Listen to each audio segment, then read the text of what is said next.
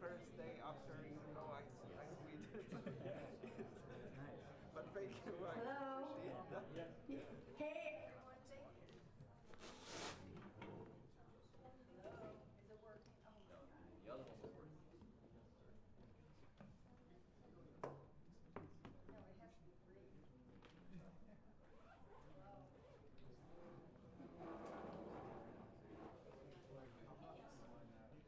Hello. Yeah. Hey everyone, thanks for coming. This is, welcome to AIAM. It's the AI Automation Marketing Meetup, and we're happy to have you here. I'm a little nervous tonight and a little spacey. Sorry. I'm Sheng, and I've been running this community since June 2023. For those of you I haven't met yet, let me give you a quick picture of what I do because it's directly relevant to a lot of you in this room. My background is a bit unusual. I earned a marketing degree, then pivoted to computer programming, moved into web development, and spent years studying brand design and copywriting. That combination is exactly what I bring to my clients today. I work with founders, consultants, and entrepreneurs who are ready to get visible. Specifically, I help you build a presence on LinkedIn that actually converts through brand strategy and positioning, profile optimization, content writing, and video. Getting in front of your ideal client is the highest leverage thing you can do right now, and that's where I come in. Several people in this room have used my services, and they can testify that I know what I'm doing. I know my shit. So, one exciting thing coming up in April, I'm launching another online AI community, and when you join at launch, you'll get access to a free LinkedIn course that breaks down how the platform actually works, plus additional AI marketing courses as we grow.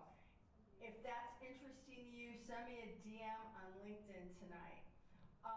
One quick ask. If you find value in tonight's meetup and you want to post on LinkedIn, please tag me so I know we're doing a good job. I put a lot of love into this. I've been doing it for 3 years, so it helps. What else? Let's see. Here's what we have in store tonight. The rundown is we're supposed to start at 7 o'clock. We have networking from 6:30 to 7. And then the speaker starts at 7:05 and goes to about 8:15. It's flexible. We also have Q&A, and that could be within it or afterwards, depending on what he wants to do and the flow of the meetup. What else? Let's see, we're out of here by like 8:15, 8:30. And if you parked in the building, please do not forget to grab your $8 discounted parking voucher. I have those. Shout out and huge thanks to Station Austin at the Capitol Factory. They sponsored this meetup and give us this venue for free. They do live stream as well. If you're a founder, investor, or entrepreneur, connect with Elijah Singer about membership or go to Capital Factory's website. And I want to thank Eli Singer, our Capital Factory coordinator, for all his help with this meetup. And now to our speaker. I met Gary Sheng a few months ago at Hack AI. And I've watched him build something genuinely impressive with his Applied AI Society. He's an ex-Google software engineer and educator who completed the Gauntlet AI bootcamp, which is no easy feat if anybody knows about it. He's also been producing Applied AI events through AITX at Antler, growing a real community of practitioners in the process. Tonight, he's presenting from friend to client how he built an AI consulting practice starting with his network. And now here's what he's going to present. Most companies don't need complex agentic systems. They need practical automation that works.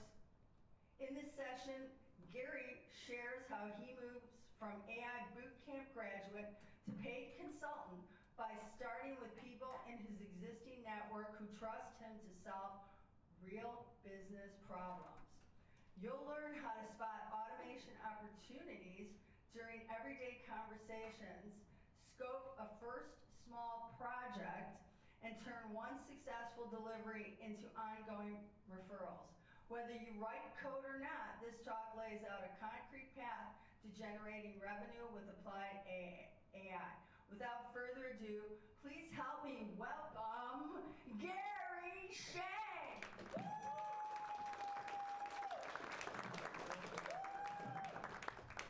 Thanks so much, Sharon. I attended one of your other events and actually got a lot of value Jordan's talk. And I think one thing that a lot of people have said is that you get really good speakers and you provide a lot of value to the community, and so I really appreciate that, and I want to honor that as well. Give me 1 second as I connect my computer.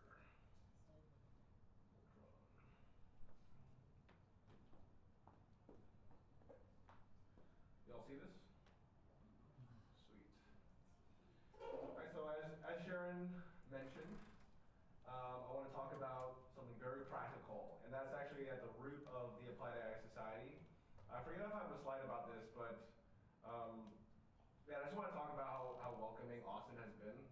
For me, I've only been here for a year, and I've only been doing events in Austin for really like a month and a half, but the local AI meetup community is just like the best in the world.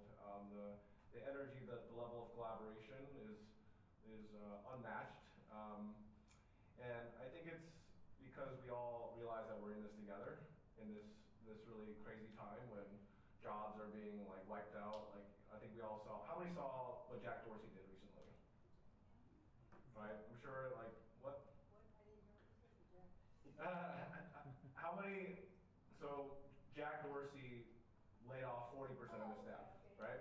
You saw that? And I think that gave a lot of technical people a lot of like pause about like, oh, where's this going? So I want to plant some optimistic seeds for y'all today. But yeah, little background on me. I went to the Illinois Mathematics and Science Academy, where the YouTube founders went. I studied CS at Duke. Then I worked as an engineer at Google Cloud. Very, very different time of engineering. Like, I want to say, like, I didn't even like it. I think it was a great job. It was, Google's ranked, back in the day. I'm sure it's still true, one of the best places to work. But software engineering is completely different today. That's what I'll say. Like, I've had an interesting experience. Some people have had even more generations of software development to be like, wow, like if you thought that was different, imagine in the 90s. But I didn't enjoy it, and so I left. And I wanted to pursue other stuff. I created a nonprofit to train young leaders. Got The Rock excited about it for a little bit. Andrew Yang, planted seeds with Andrew Yang about nonpartisan democracy reform that helped inspire the Forward Party, if anyone knows about that. And one thing that's not listed here is I have always had a knack for people in community building, and so Vitalik Buterin, the Ethereum Foundation, reached out and was like, oh, how can you, I see that you're educating the youth in civic education, can you help educate the youth in blockchain? Now blockchain's actually a force for good. So I did that for a little bit, got pulled into some interesting, what I call society experiments, where in Montenegro, for example, in 2023, we did a 2-month-long pop-up experiment where we just had a bunch of hackers live together. So just like, I've been thinking about like the future of society and how people interact and work for a while. About a year and a half, a little over a year and a half, I stumbled into Cursor because a lot of my friends that were still in the software engineering space were like having a blast. And the idea for me as someone that likes communication and also has a software background to be able to just speak at a computer and stuff happens, kind of blew my mind. And so just went down that rabbit hole while I had some free time. Gauntlet AI came out in Austin, Texas.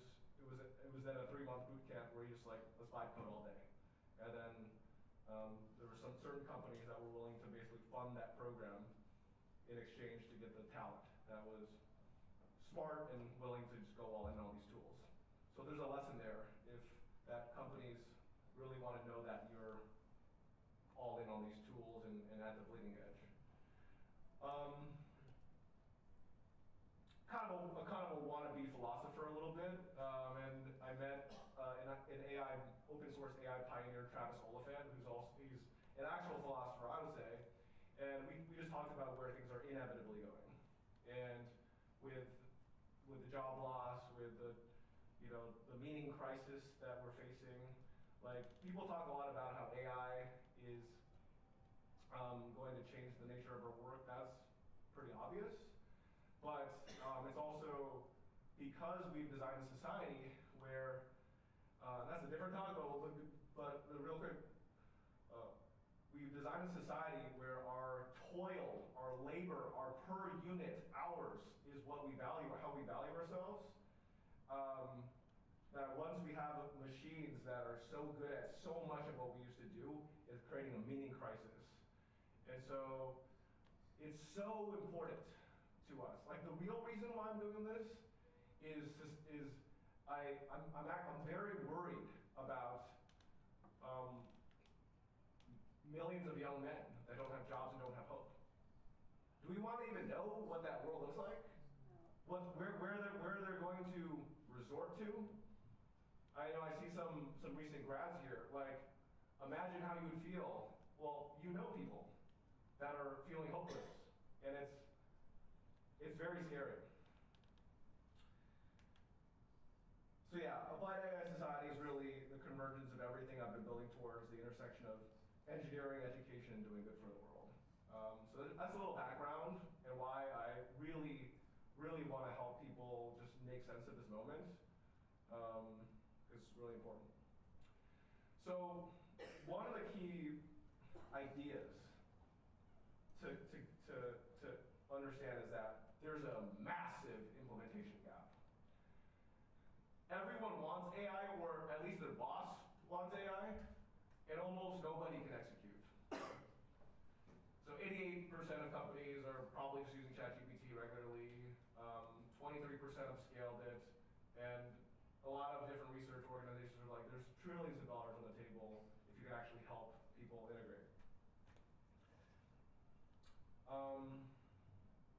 Just gonna go through some things I've learned along the way. By the way, if you have a question, feel free to just have this.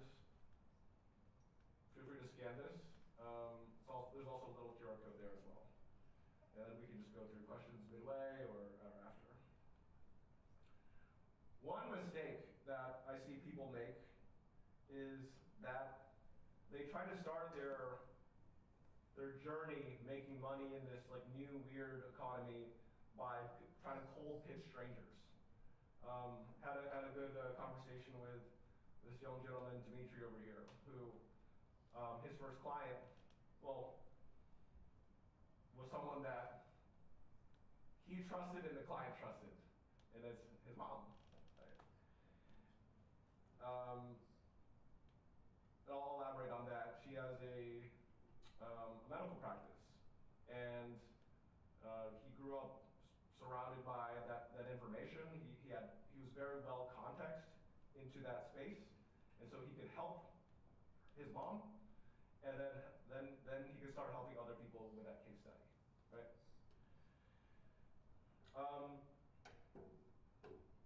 But what happened with me once people knew that I didn't apply in agentic engineering bootcamp, all at AI, is that they just started to ask, oh wow, like now like the light bulb came in their head was like, oh, I like Gary, I trust Gary. Is there a way that I can work with Gary in even a small way to help my business?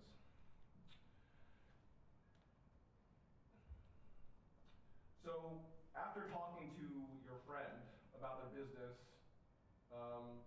it's all about finding a problem worth solving.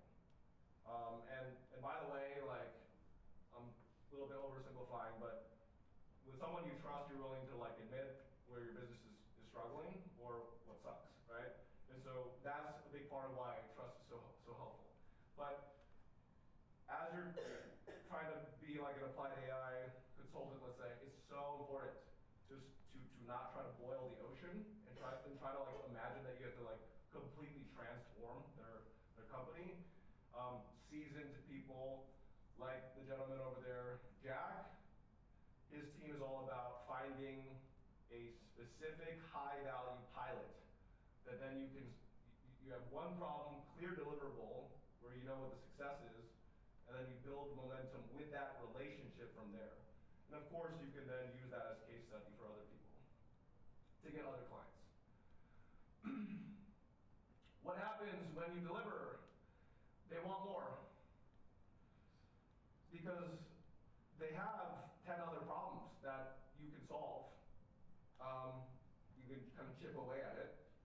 And second, they tell people about you because they have business owner friends that need help and they care about their friends' businesses, right? And that's the best marketing possible. Word of mouth marketing from people that are trusted is everything. And I have a little story about that later about that. And third, you don't need to overcharge your first client. You're getting paid to learn.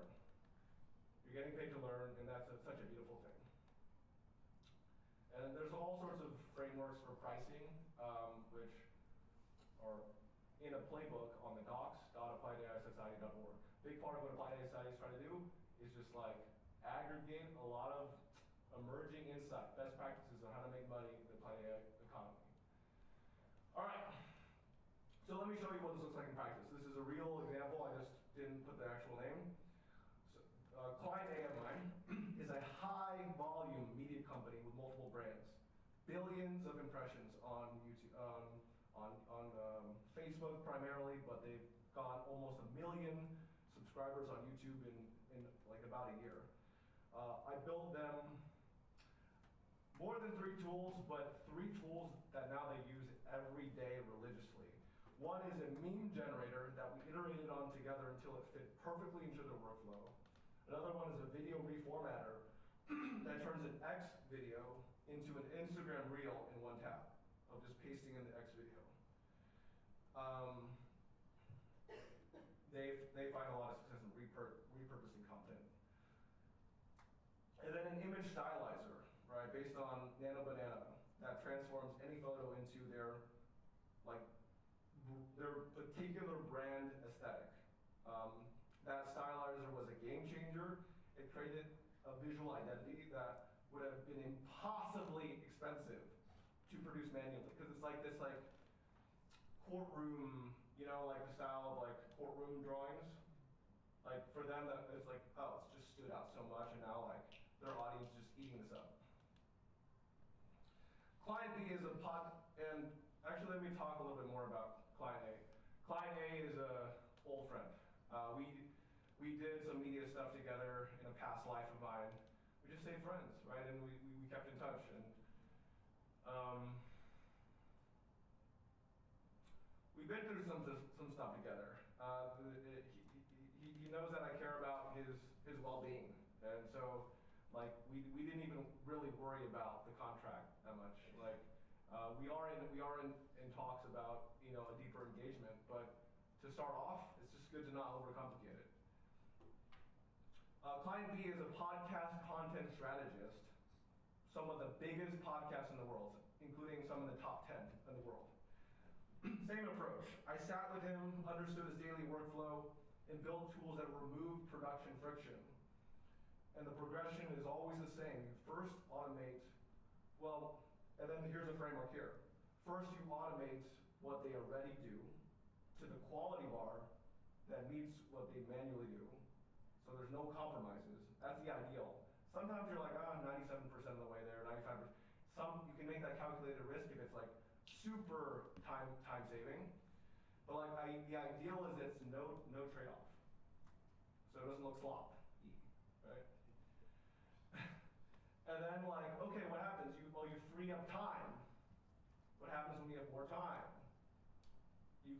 spend less time working in the business, you have more time working on the business. And I was having a great text exchange with my friend Michael Dagler, who organizes another meetup, and we're like, the role of a business leader must be always asking, what is the thing blocking the next evolution of my company? If you're working in the business so much, and you're just like operating it, right? You don't have capacity to do that. So this is one of the things that an applied AI guy can help you get to the point of, which is to be the strategic leader that your company needs to be. And where the future should go for you is that any given week of your life looks very different than, it doesn't be very different, but like different. Every week should look different than the next. If you are doing stuff that feels so similar to the previous week, you need to start learning how to automate your stuff. And look, like any business owner knows you like never run out of stuff to do, even if you just like automate a bunch of stuff. So practically speaking, client B is now able to take on more clients. And one of the clients, and I'm trying to be very practical here, because he's covered his like expenses and stuff with his existing client base, now he's like, I'm gonna put out proposals that are 4 times more pricey than the previous proposals.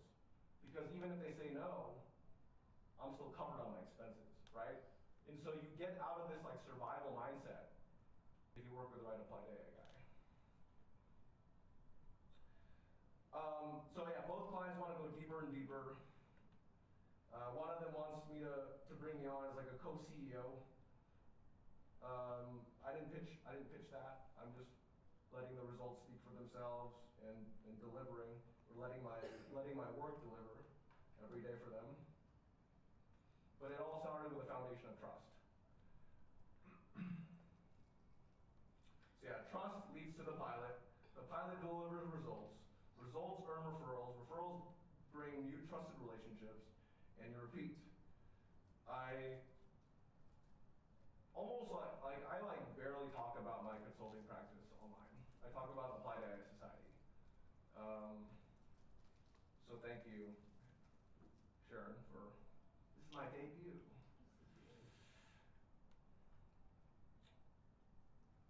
Okay.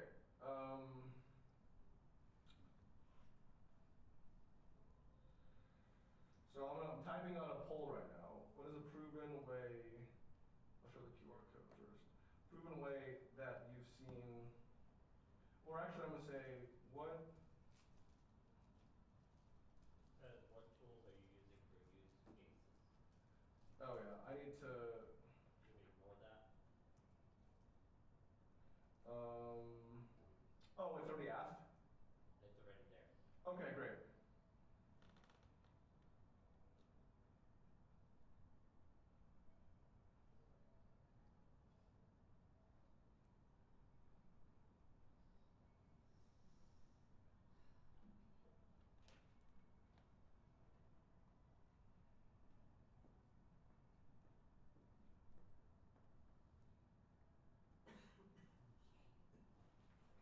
All right. I'll just shout out what I'm seeing. So, actually clear. Why don't we just shout it out?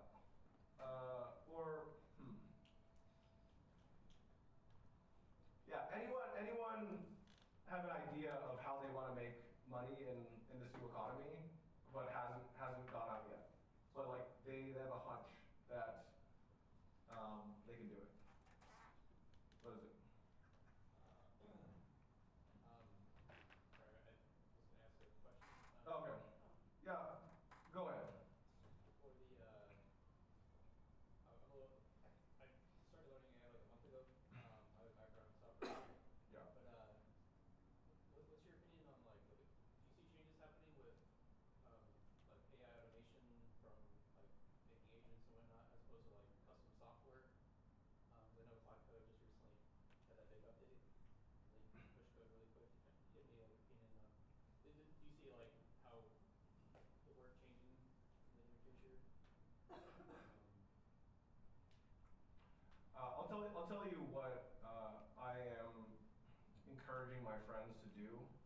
And I forget if I have a slide in it about this. What I'm encouraging all my friends to do is set up command centers for themselves. Because I was thinking about like, what does OpenClaw represent? It's like Claw is not going to be like the long-term name for like the general thing that it represents. It's a personal command center where you control the context that matters to your business and life, right? And all the hooks into it, right? Are you going to hook your Google Calendar, your email? Who has access to it? Does your human personal assistant have access to it? But it's like dial-up era for personal command centers. And some of what is worth doing at any given point relates to what people buy. So I think, for example, every business needs to have a sovereign command center, meaning you're not uploading all of your context to Perplexity Computer or ChatGPT projects, or, and I say this as an avid Claude user, Claude, like Claude or OpenClaw? Claude, Claude, yeah. Claude. Which is, it was funny, because people were like, oh, it's so annoying that Claude, like, sent a legal letter or whatever to Peter Steinberger. And I'm like, it sounds the exact same. There's zero chance that he should have named it CLAWD. So OpenClaw is like infinitely better. So I think you could literally just dedicate the rest of your life to setting up sovereign command centers for businesses, because it's just philosophy at this point. It's applied philosophy. Do you want the know-how of your business to be in the hands of people? And by the way, I'm not even saying anything about, I have thoughts, I'm not even saying anything about, is Sam Altman trustworthy? I'm saying these hyperscaler AI companies are the biggest target for hacks ever conceived. If I have one company to hack, I would hack OpenAI. I would hack 1 billion people's private information. You're on YouTube now. Oh no, bro. I'm just saying. It's not the business I've chosen No. yet. But like, think about it, right? Like, it's not about Sam Altman's intentions. It's about the vulnerability of all of your personal life being uploaded to the cloud, and that being it's just in game theory of like, if a hacker needs to figure out how to hack one company, they're going to hack Anthropic or OpenAI or one of these companies, right? So don't put yourself at that risk long term. To have all your sensitive information of your business, all your know-how, like all your relationships, like don't even risk it. But the business world's not ready for that, right? They don't even know how to use chat. Like most people don't even know how to use ChatGPT. Like I met someone that's making millions of dollars teaching people how to use ChatGPT. Like, so what I was telling Dimitri earlier was, at this point in the game, but also in like making money in this applied AI economy, the bottleneck is your imagination. But the bottleneck to your imagination is your exposure to people that are making money in applied AI, right? Because you're probably under believing in yourself. All right. So let's see.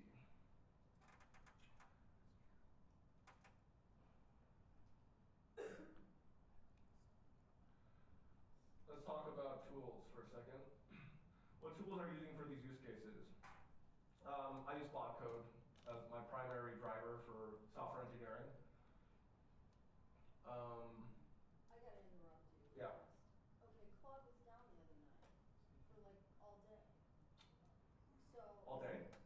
how would that impact you using Claude Code? Oh, I didn't notice. I'm sorry, I didn't know what you said. I didn't notice.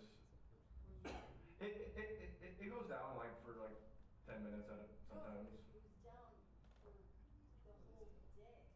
For the whole day, like a week ago? Okay. I think Well, that it's was, more than a couple hours, okay. What? It was down and you couldn't log back. Oh, really? Okay. wasn't Well, it related to the Iranian like It counterattacks? could be, I don't know.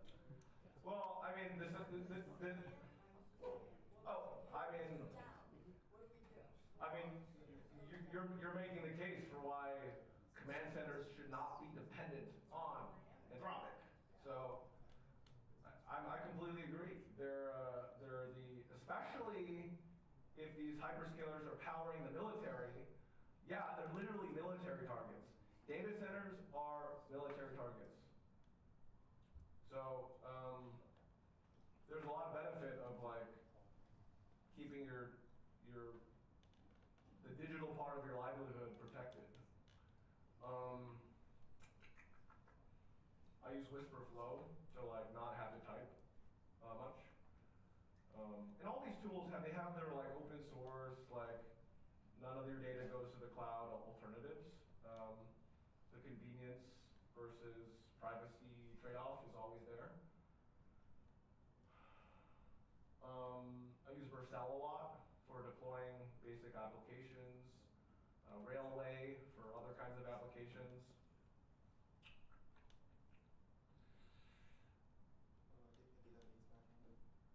I like Firebase. I've used Supabase quite a bit. I will say like everyone needs to figure out their role in the economy. I don't see myself, and I've said this to people that have asked for my help. Like the other day, I got a referral for someone that I don't know if you know anyone, Jack, but I got a referral from someone that was an English major, but he knew of a particular problem really well, of like uploading like lease documents for a real estate company, and he's now like has a lot of customers for like real estate people, but he wants to like 100x like the concurrency, and like that's not my lane. But so depends on the scale, right? For me, like small scale has worked really well with Supabase or Firebase. But yeah, if you know anyone that would be good for like lots of queries at the same time and big, yeah. So yeah, a lot of what I'm doing is like assisting, like giving the assist, right? Like to someone who isn't always talking to people. And I'm like, yeah, like I'm naturally becoming, also intentionally becoming a pipeline for opportunities for people. Hey Gary, so you mentioned not to put your personal information on these AI platforms. Where do you recommend to put it? I mean, everything's hackable.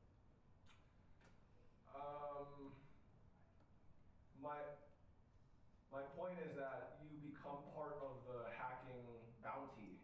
That's a mass hacking bounty. As someone that knows a little bit about like how powerful hacking tools are and the access that our governments have, like I'm not pretending like if someone wanted to hack you that they couldn't do that like now. That's not what I'm saying. So if that's your concern about, like, if that's anyone's concern, that anyone could hack them, like, and they're not gonna do business unless no one can hack them, like, it's tough. Yeah. Just use pen, just use hand, Go back to paper, yeah. Yeah, just use paper, right? But, and, yeah. I think there are, like, intelligence people that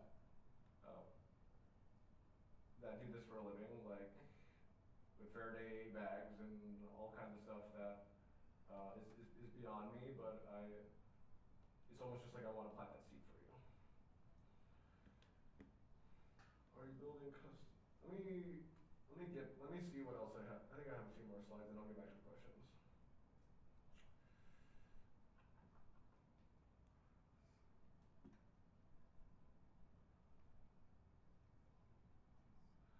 Okay. Oh, I already kind of said this. Applied AI site exists to support practitioners like you. So we run monthly Applied AI live meetups where you can imagine like 2 or 3 people that are making money in Applied AI in different ways. You kind of get a little sampler of how you might make money as well. And one of my, it's gonna be a public benefit corporation where the whole idea is that we're sharing resources. We're sharing standards, so we all can make. There's so much opportunity. I truly believe that, and so we should be sharing playbooks, sharing field notes. I mentioned the command center stuff, and great. Yeah, let's talk about this. One thing that I'm personally being pulled into right now is I'm being asked to be an AI coach for teams. What the model is, I'm approximating this model. It's going to evolve, but like the model is simple. Spend 3 to 5 business days embedded with a team. Day 1, I'm going to edit this. Day 1, you don't work on workloads actually. You'd be surprised at the baseline knowledge of AI in a given team, especially if it was created before, ChatGPT came around. So raising the baseline of knowledge of everyone in the company so that the company can have better conversations as a company is really important. I'm still figuring out all of what the curriculum is going to be, and I think that some of it will depend on the company, but the rest of the week I will be mapping out. I'll be just listening, mapping out the workflows of different teams within the company, and just listening into what the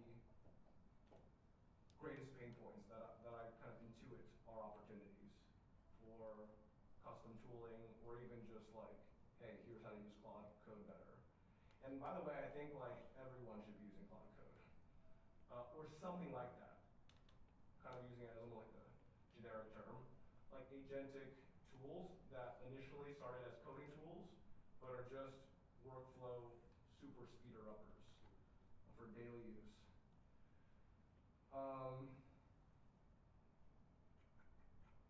Yeah, so what kind of person would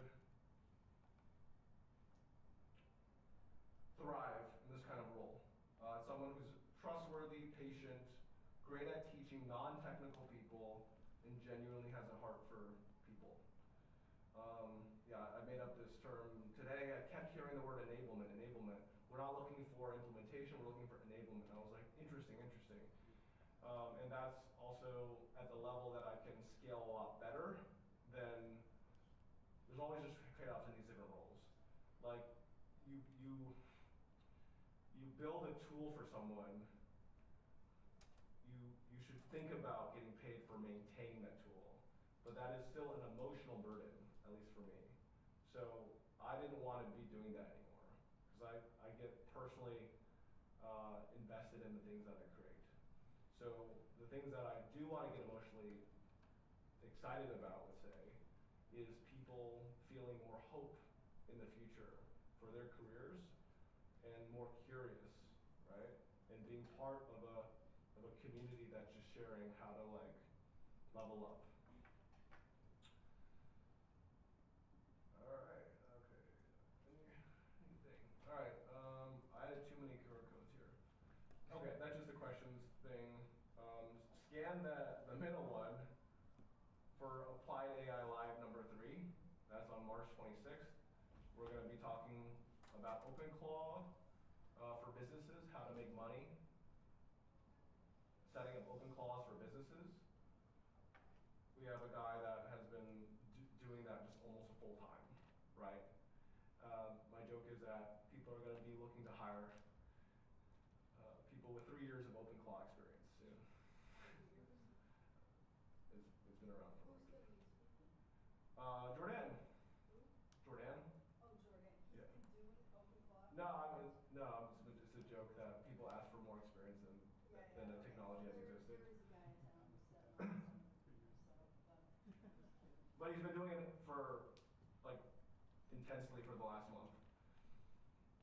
And now he's like quickly becoming like the relative expert compared to other people.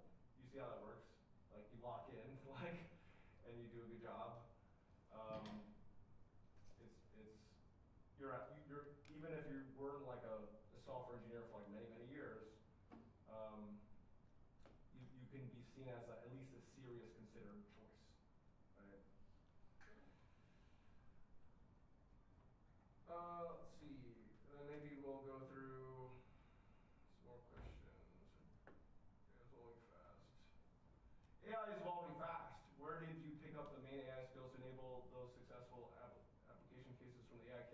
yes, from the AI camp.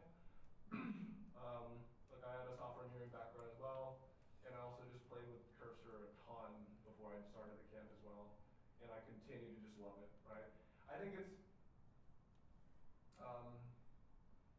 there's some bugs in this, but I built this slide software that I just felt a personal use case for with Claude. Once you start to realize that there's actually a lot of utility in building your own software, if you have particular use cases that like a particular famous company that serves like slides is not going to add ever because they try to serve everyone, you're just like, wow, this is awesome. So I'm using Claude all the time. I'm like basically maxing out my max plan every week. Every day almost. Actually, well, let's see.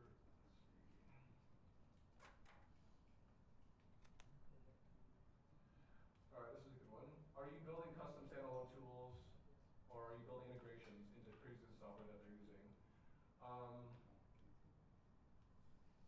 Mostly on the custom tools side right now, but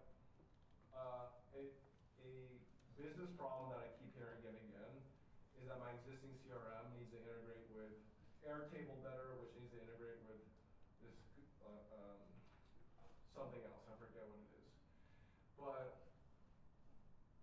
that's all command center stuff.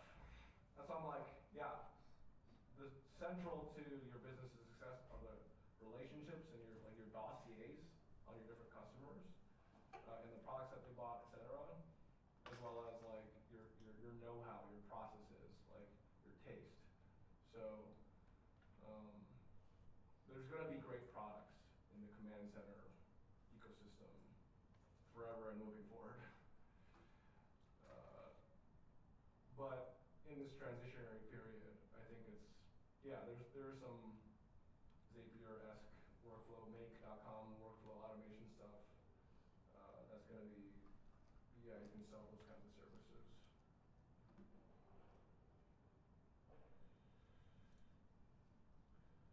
Yeah, why don't we, if there's any like live questions, I can do those as well, but thank you for having me.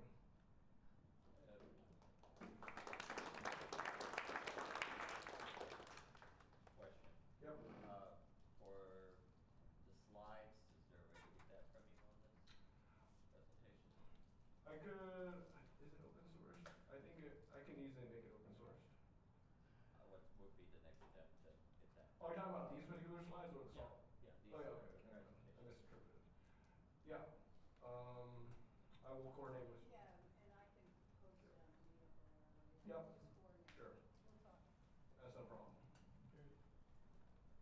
So one of the things too, I think, is not only selling services and abilities, is building new tools. Yeah. Aren't there? One of the tools I'm trying to put together is a ethics type tool. So you basically are able to do an assessment of your AI and your prompt, and you get a cryptographic thing. It's a compliance type thing.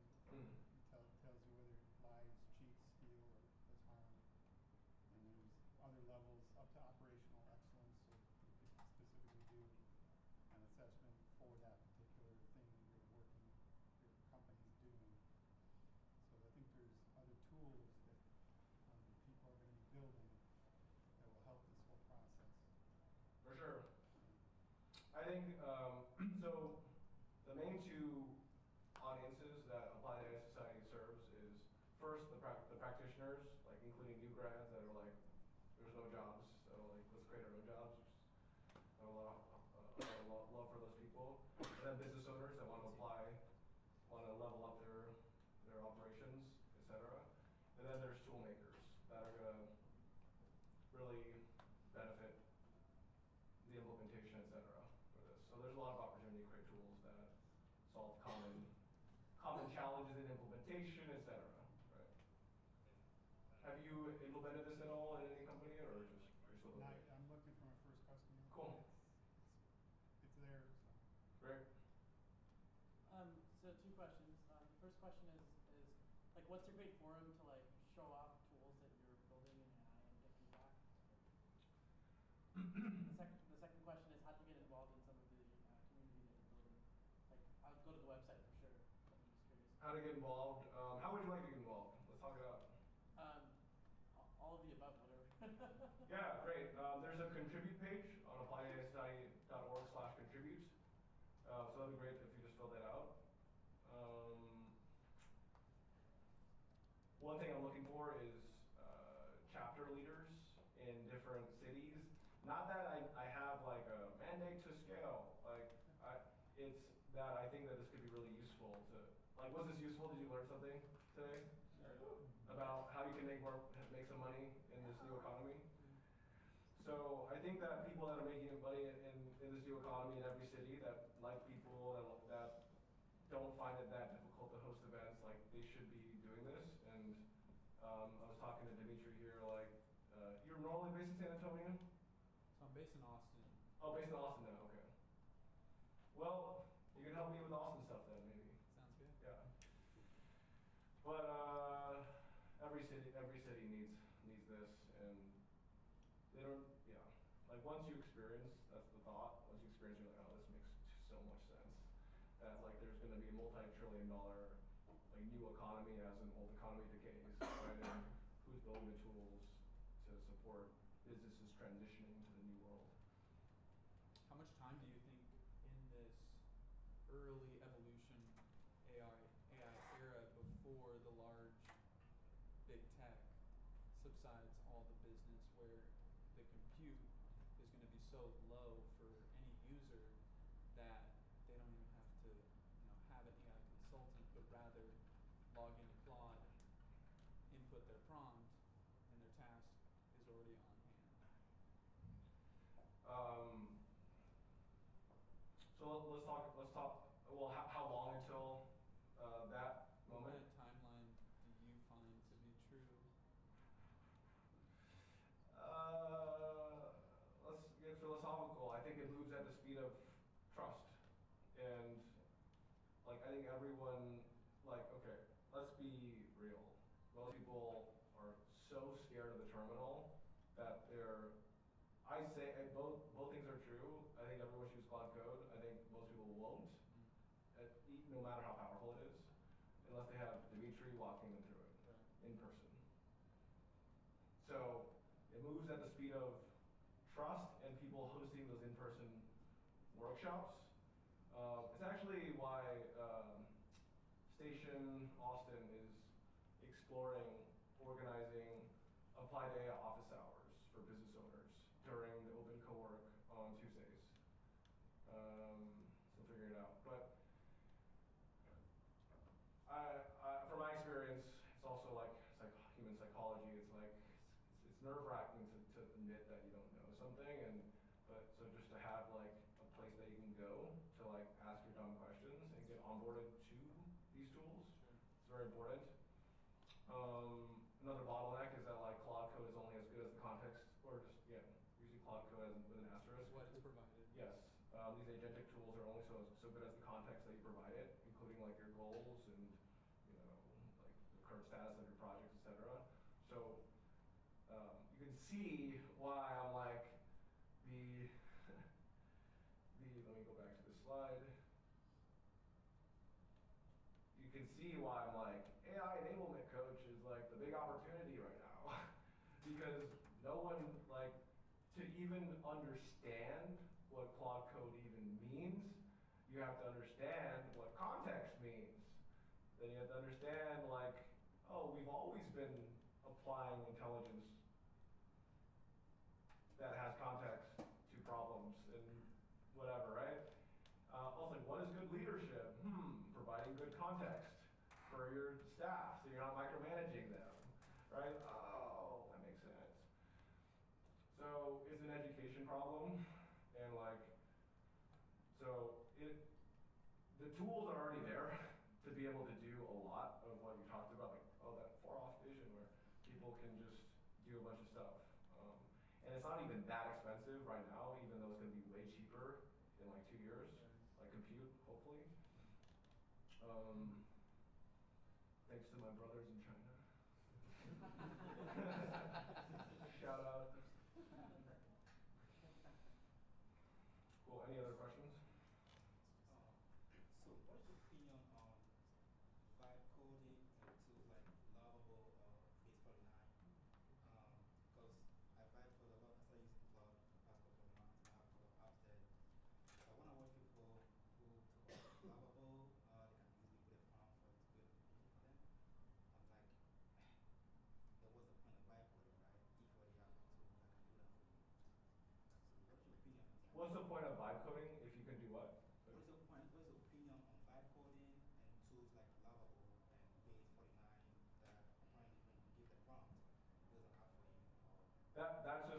that's just a version of vibe coding. Yeah. I guess I'm a little confused about the question. Like, you're like, why is cursor necessary if there's Replit? Yeah. I mean, it's just like Replit assumes that you want the Replit stack, right? It's great for static websites. I'm sure it's great for a lot of things. Do you want to answer, Dakota? I just want to put a note. I think vibe coding is almost a slur now. Yeah. I think agentic engineer is what the trend is moving towards, and that's because you're just simply choosing a stack of agentic tools like VA was getting at. You're either going to use the Replit tools or the lovable tools in the stack that create lovable, or you're going to do it in a more traditional sense, use the cursor and have more visibility over that. But the term vibe coding has quickly become outdated. It's just simply agentic engineering, right? Yeah, that's a good point. Vibe coding, the joke is that vibe coding is what happens after 2 a.m., where you're barely conscious. But yeah, like agentic engineering is, I love, these words matter because they speak to the seriousness of creating like tools that are useful, like actually like useful, and kind of implies that you're building tools that help increase the agency of your clients and whatnot.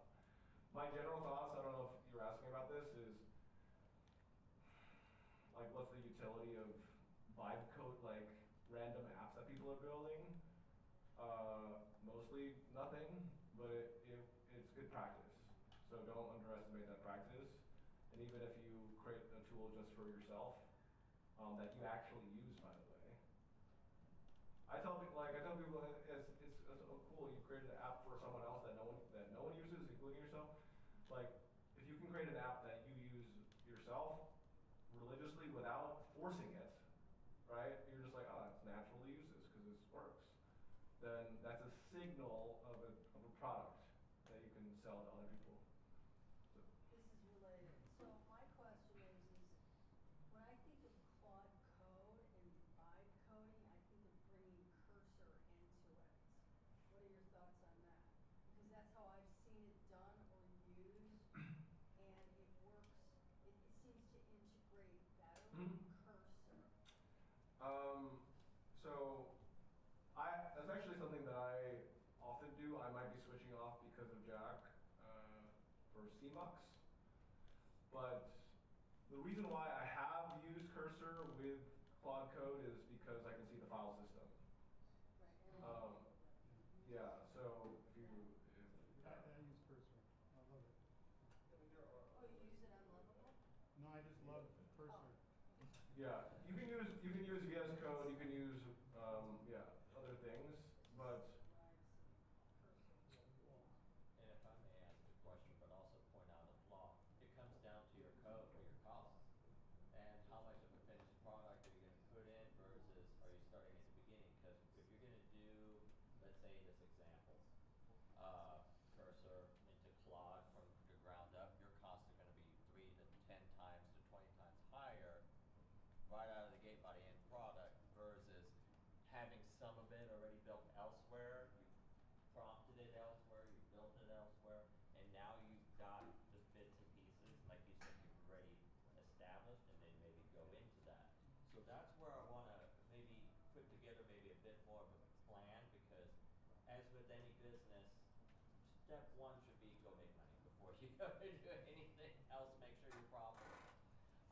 So when you are looking at these different steps of what you've shared here today to help people make money, and I commend you on this, what would you say has been the top maybe 2 successes you've seen in the last year that got out of the gate rather than just being on the sidelines trying to perfect it, spending way too much money down the drain, didn't get to, like you said, the scale to trust well, I mean, I'm not spending like any money besides Claude subscription to like solve a problem that I'm tightly scoping with a client. Okay, but once we go into software, the software has cost, your Yeah. cost, and that's So where your cost, yes, that's where I'm getting at. 100%. So yes, your clients need to know that if you're using LLMs inside the tool, there's costs. Yeah. Absolutely. Operation cost. Yep. And then so, yeah, just helpful to be conversant about like setting expectations, that it's not just you build it and it's free. Yeah, you're like using intelligence all the time, right? So you're saying your clients know that you have an, let's say, AI Integration, yeah. How do you like identify clients who needs, solutions for like more automation? Are these automated people out there? Well, I mean, one thing I said was I've done zero marketing, but that's just because, well, it's not true, because I've done indirect marketing by like building these events. But word of mouth gets around. So yeah, it's one client that was very happy, and then they introduced to another person. No, have you ever built like an app for like subscription-based app stores? Have you did that? I've tried and failed. Yeah. Yeah, I've tried and failed. I think everyone needs to try and fail with a subscription-based app on the App Store. So I think he has a question, Yeah, but but I think we should wind down Okay. at last one, maybe. wait, I think what would be helpful is actually me showing you how I might integrate the transcript of this call into updated documentation in a second. Do it if I Do can you do want it. to do that? Yeah, we just do a quick app. Yeah, it's a quick question. Yeah. What subscription tier plan do you consider? Just curious. Oh, Max. Huh? Max 200 a month. Okay. You do the 200 a month? Yeah. Yeah. One account or many? Huh? Just one account or many? I had to get another one.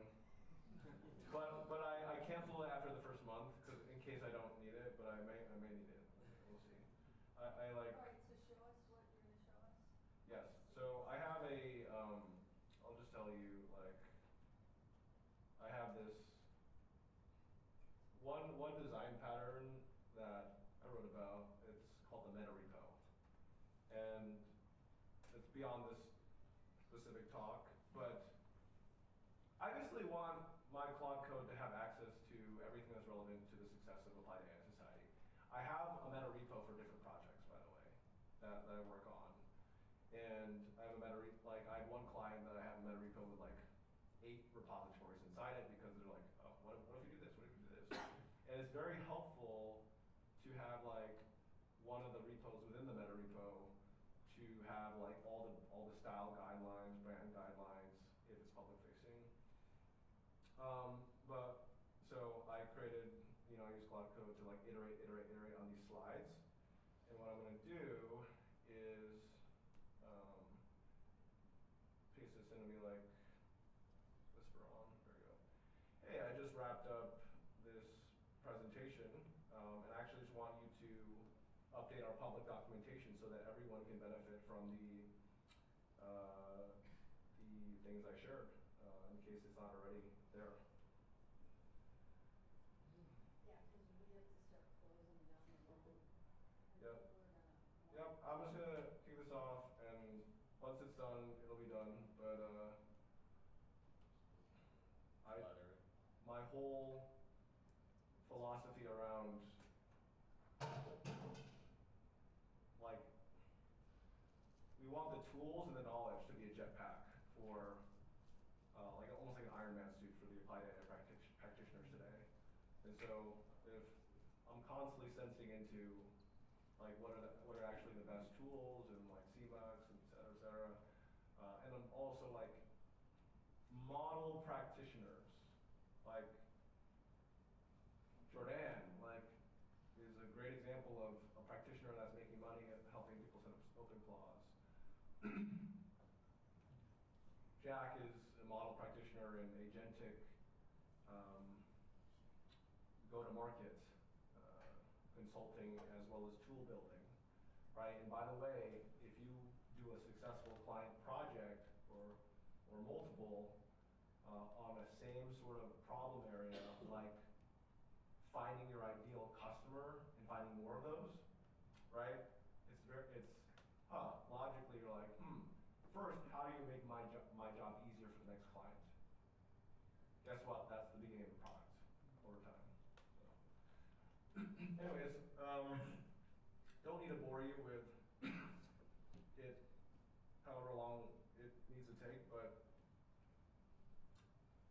you for helping me improve my documentation that helps everyone do this work. So thanks so much for having me. Well, if anybody needs any parking, I'm over here. I'm curious because I'm not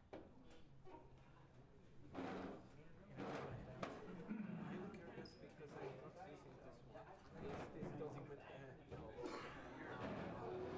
VS Code plotted? But the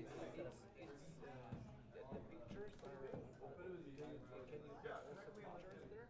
Or is it just, I mean, inside of the documentation, for example, that you can yeah, you can have pictures technically, and when you link it, it'll store the pictures into text. So,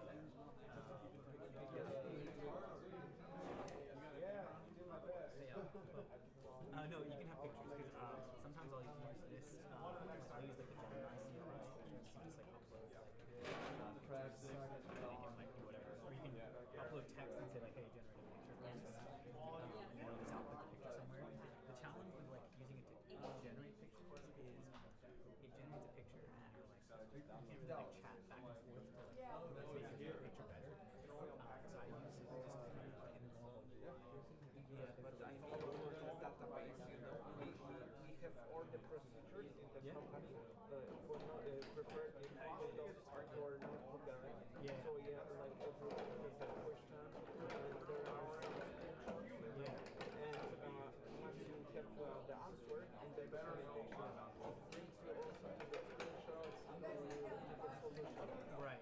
And this is a notebook LL. yeah. And if it is updating the knowledge base here from the event, I'm curious if there is also the picture documentation inside of that, so you can come back to different topics. It would depend on how probably he has like a guideline in like the file. If it's asking him to, he would but it can generate pictures if you paste the text in it. But you have to probably specify it in like the based on specific things to generate a picture. But I think even in Notebook 11 you can do infographics. Like you have the database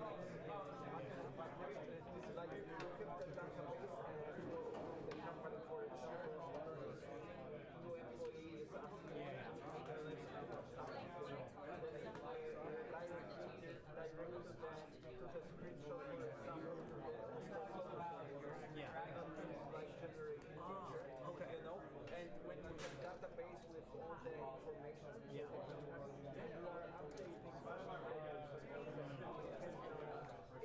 updating it can maybe for replace pictures if there are.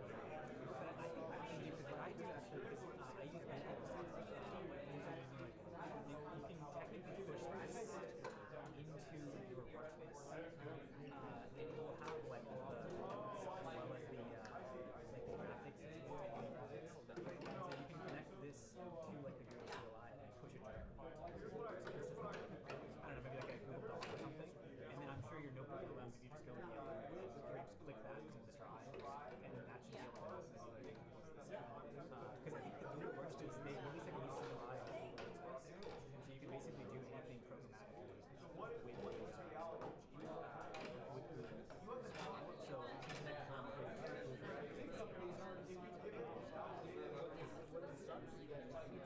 so it's like the command interface, so it's kind of like what we just see right here. But imagine you had one just for Google. So you can just like look up like Google Workspace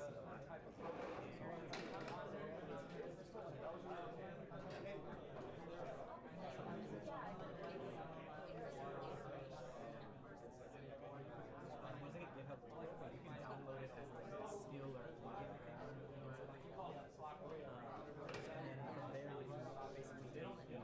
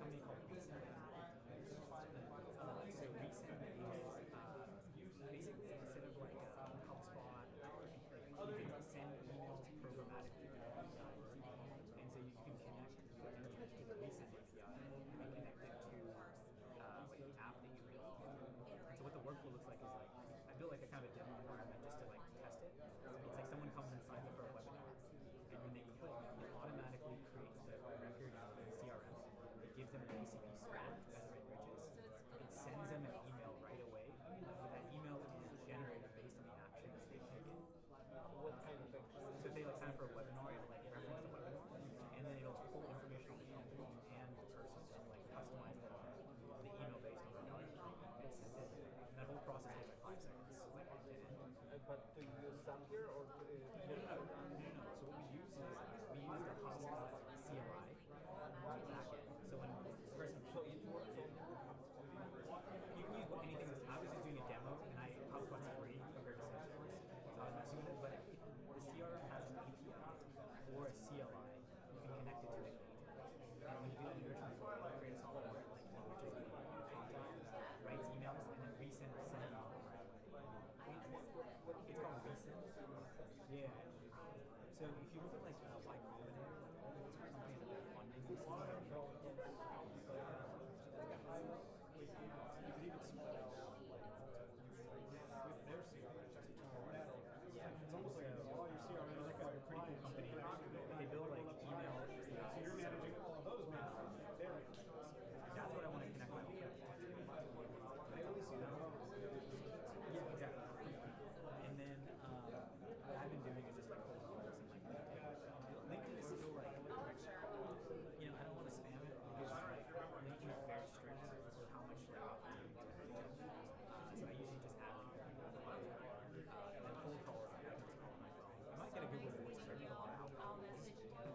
And I've had it multiple times have to go and say like my family will be like, hey, you called me, and it comes up as spam because I just make so many, so I have to go and like basically call in and say like, oh, I'm not spam, like you have to go to this website, like, basically validate that I know the but yeah, I mean like that's kind of the first, that's what I've been doing with AI. I think I'm way more interested. I would say I would say I'm pretty good at because I got into it because I did my MBA like 2 years ago, and they were teaching us Python, and I was like, this is like amazing. And then I started like the data analysis side, and then once the large language models offered like Python, I was like, I can automate so much of my job just doing this. So I got really into it. So I prefer qual. And if you're interested, like there's a lot of like really good courses online. Like I one company called Deep Learning, and they're really good at putting courses on like agents and the different basically the different frameworks. So where is that?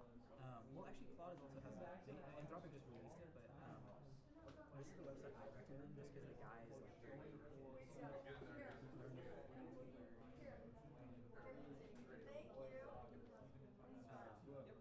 It's all one word, but yeah, no, I've been getting really into it because I don't know, I like it. It's fun, and I already know how to sell, but I've always felt like this could be like an interesting service to sell.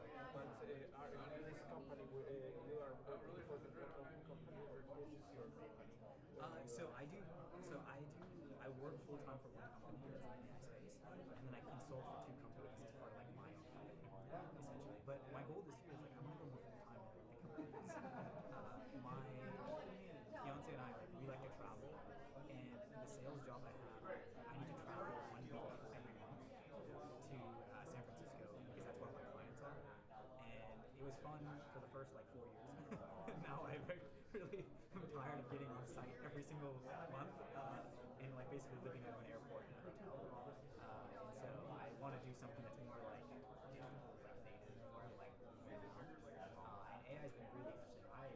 I would have been in software engineering if I realized that I didn't have to write the programs. I just have to think of the data that was feeding it and like understand APIs and system design versus the other way around. So like I started learning coding like 10 years ago, and I was like, man, I don't like this is like it was so boring, but now it's like way more fun. Because it's happened very much faster. Yeah, well, because I know the data and I know how the data should be structured. Like and that's why I like the data much too, because I know what a good email should look like. I know what a good call should look like. I know what a good message looks like. I know like how a deal should shape up correctly, and so I can like fine tune it after the AI does like 90% of its own. So And have you already tried coding with AI? Okay, so I've tried it. Not like I've tried it with myself because I don't. So so there's some regulations about cold calling in the US because like so even there's regulations even keyboard calling. Like I have to announce that my name and my company I'm from within the first 5 seconds of the call. It's a like if I'm recording a cold call, I have to tell them I'm recording. There's a lot of limitations on AI and outbound versus inbound is fine if they're like reaching out to you. So I don't think it'll work. The challenge right now with CI is it doesn't get the kind of the flow of a conversation. Like there's some things where you're like when I call something you have to be like like like there's like some of those like you're kind of like even though you're not saying words you might be like kind of you understand you might like have like some like AI is not good at that part of it yet because it doesn't like end sentences like it'll interrupt you and like awkwardly ends it doesn't understand the like a lot of the communication happens in between the words right and it doesn't get that in between so I don't know if that makes I'm making sense but like it doesn't get that like in between part of like what makes a conversation very human I guess And for inbound, you haven't started trying? no we haven't tried inbound I've been trying to push my act into that but keeping it work for like why are we hiring SDRs like this like we should just be doing this we should have AI like SDR on the website like I was telling them we should have a founder who's like very popular I was like we should have a digital him on the website like we want so many engineers to want to come and meet with them like so no one listens to me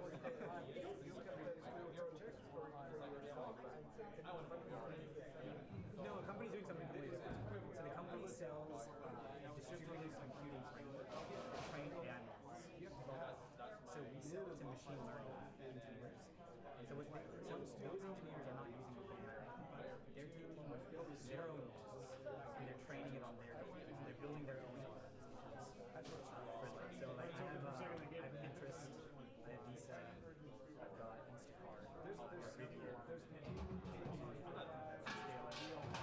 so like those are the 7 and they're all building their own models like autonomous vehicles train their own models like precision and they use like any scale they use that platform but this is applicable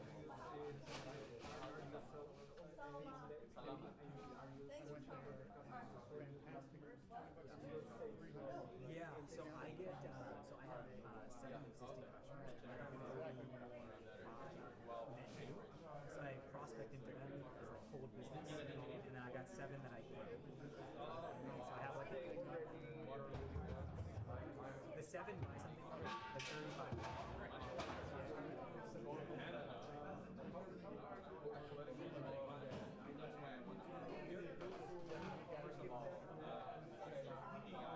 the existing customers? Okay, so what I first do is, so if I'm 35, right, like I'm probably going to get 80% forward thinking and 20% sales. So the first thing you do is do research for tier 1. Clearing out, y'all. Between like tier 1. So I want to set up like all this they want to win. A whole bunch of stuff.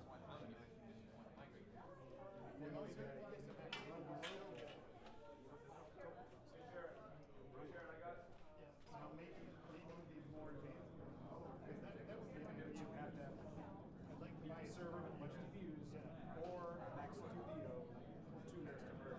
Those are about $10,000 each. So $20,000, you can run probably 3 equivalent models to what do like an Opus on it, which I would recommend.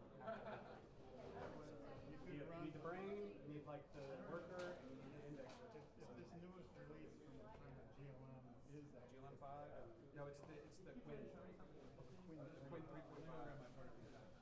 Oh yeah, I can do that too. It's $8. Yeah, it's $8. Yeah, that's good. The 10 grand somehow. Yeah, I was like, what's your name again? Nate.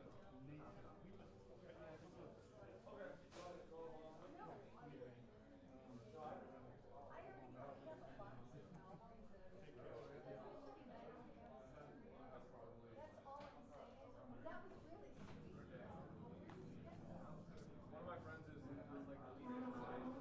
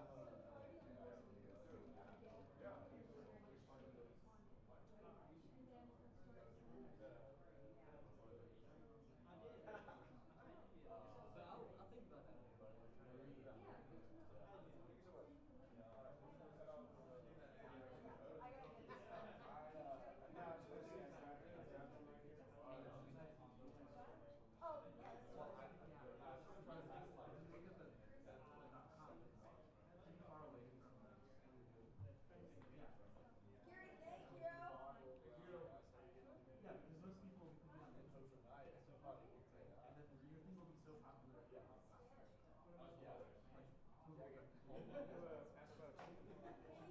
Yeah, it was just about a tool that I built. I built something called Sports Claw. So it's my take on OpenClaw. Cool thing about it, it has a Swarm plot in the sandbox, but you're reading the page and you're reading stuff. Like, and it has what's allowed and what's disabled. So for example, in the allowed area, it'll put like moving files is fine, and you're disallowed. And so that's what your VD does. It gains that access. Yeah. Yeah. How about yourself? I'm a real vanilla JavaScript user for Okay. about 8 months now. That's awesome. Yeah. And considering actually starting That's more on this. Have you figured, are you doing the 2-3 terminals and stuff? Oh Yeah, yeah.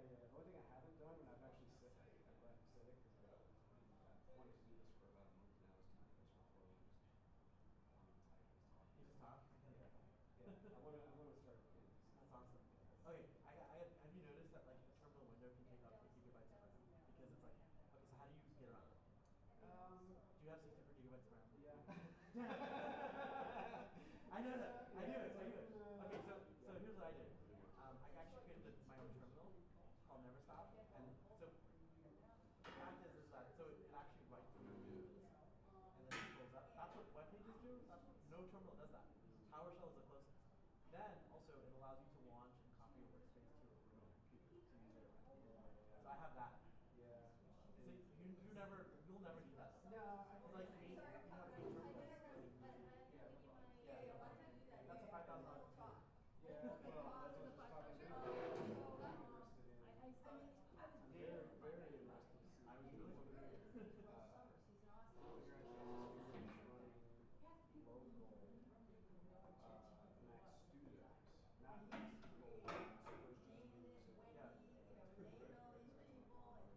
Or something on there. But has anyone done it with Mac Studios this week? I'd like to see. I don't even know Reddit or anything. Who's tried this yet? What about Mac Mini? Well, I'm interested in hosting complete air gapped, but not paying 50 to 80K for the servers I would need. But right here on my desk, they're like this big, Mac Studios, I have 12 here. This is 2 of them, so I have to put a terabyte now. I'll do at least 2 models, one very large, Oh yeah. and then get a worker and then get an indexer or something like that. Yeah. So run all 3 models. I've got a nice Mac OS, which is on Mac computer, so Yeah. that's all that. I just wonder if anyone's done it because I want to know what kind of tokens per second we're going to get on that. I mean, I can do the math, but it's never real. Like, what's the who's done this? Like, Well, the tokens per second keep going up because Apple is working so hard to integrate everything. Yeah. Probably going to be The, first in line. and the fact that they're putting their neural memory and CPU like all integrated so that Yeah, I mean, a new revolution's coming now on device. Yeah. I see it. So you see it too. I think that's why Apple never got in the game. Yeah, no, I mean, they have it in the game. I think well, Yeah, in hardware. They're like, we're not paying anyone for anything. We're just gonna get it done. Just gonna run to the end user. Yeah. And here I am. I'm like, I literally waited until March 3rd to look at. Cause I was like, okay, I know the M6s are coming out, and I was like, at least let me get an M5 backup chip because like it doesn't have the vents, so you can't ingest dust. And so if you use your laptop on your bed and you have a Pro, a lot of dust and liquid is coming in. Then you have to fly to India and have someone clean it. And then he's like, don't use your laptop on your bed, which is where I learned from. Well, I have one of those desks. I have one of those bed desks.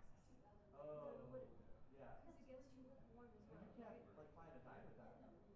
In tropical country, you always have to optimize for your dreams. I mean, I'll give you another one. I have another one that I actually fly with. I laugh It's one as of I those. talk about get Mac Studios. Yeah, exactly. Say $10,000. It's one of those things, right? Like it elevates your thing. It elevates your laptop. So you can actually travel with that. Oh,